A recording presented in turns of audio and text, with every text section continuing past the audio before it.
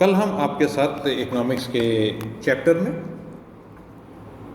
आगे बढ़ते हुए कल हमने आपको बताया था criticism of marginal productivity theory, उसको हमने कल ख़त्म किया। मार्जिनल प्रोडक्टिविटी थ्योरी ख़त्म होगी। अब आपका सामने आया मॉडर्न थ्योरी ऑफ डिस्ट्रीब्यूशन और डिमांड एंड सप्लाई थ्योरी, वितरण का आधुनिक सिद्धांत या मांग और पूर्ति का सिद्धांत। इसके अंतर्गत ये है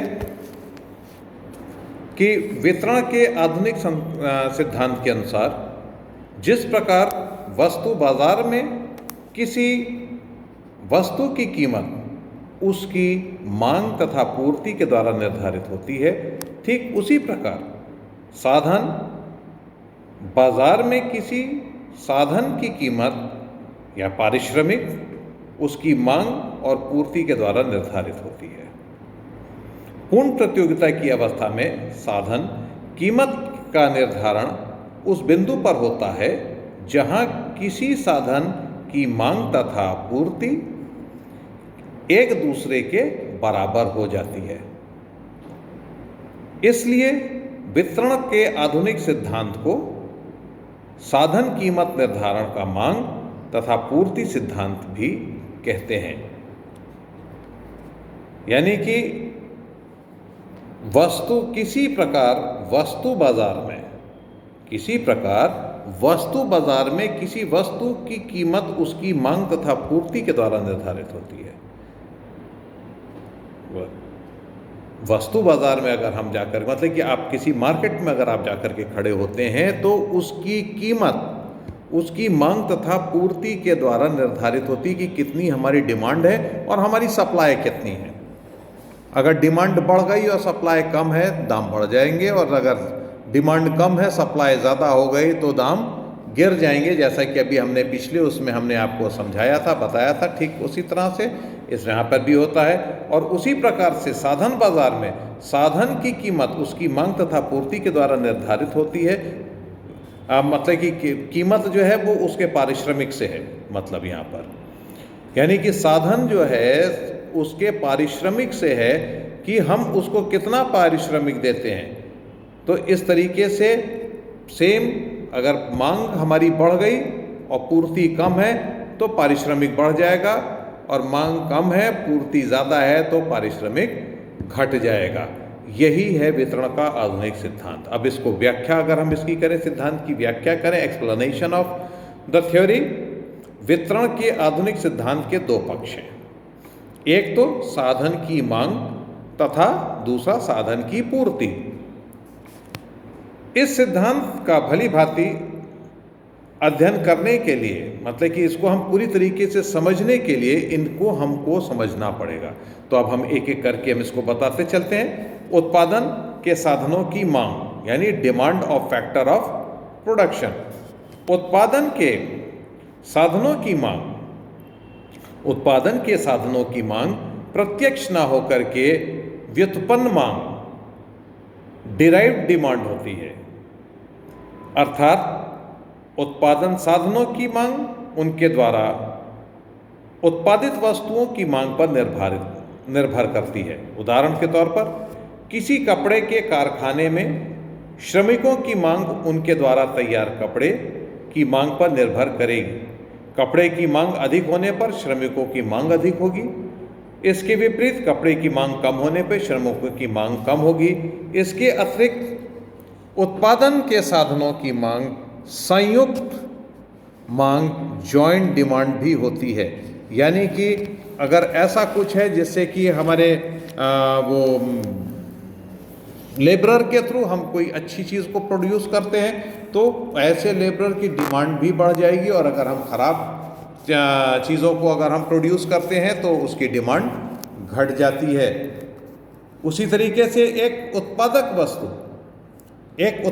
वस्तु का उत्पादन लाभ अर्जित करने के उद्देश्य से करना होता है। अतः वह साधनों को लगाते समय उनकी उत्पादकता का ध्यान रखता है।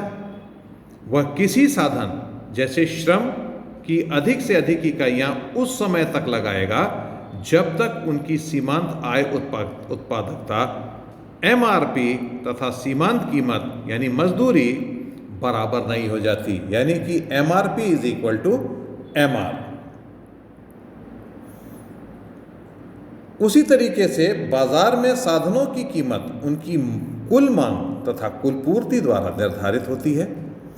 एक उद्योग की विभिन्न फर्मों के मांग वक्रों को जोड़कर उद्योग का मांग वक्र ज्ञात किया जा सकता है। किसी साधन की कुल मांग के संबंध में ये कहा जा सकता है कि ऊंची कीमत पर साधन की कम और मांग तथा कम कीमत पर साधन की मांग अधिक की जाती है। अब इसमें फैक्टर अफेक्टिंग फैक्टर डिमांड यानी कि साधन मांग को प्रभावित करने वाले घटक वो कौन कौन से फैक्टर्स हैं जो कि साधन मांग या फैक्टर डिमांड को इफेक्ट करते हैं। किसी साधन की मांग को मुख्य रूप से निम्नलिखित घटक प्रभावित करते हैं।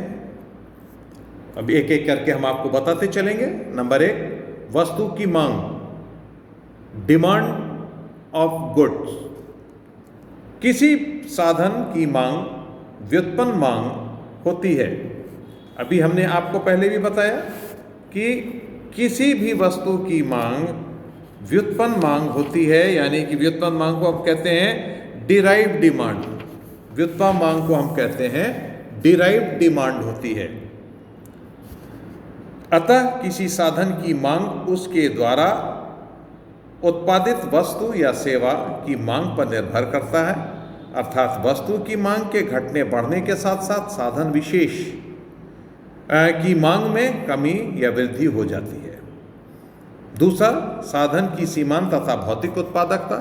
किसी साधन की सीमांत भौतिक उत्पादकता यानी कि एमपीपी में वृद्धि होने पर उसकी मांग बढ़ जाती है, और किसी साधन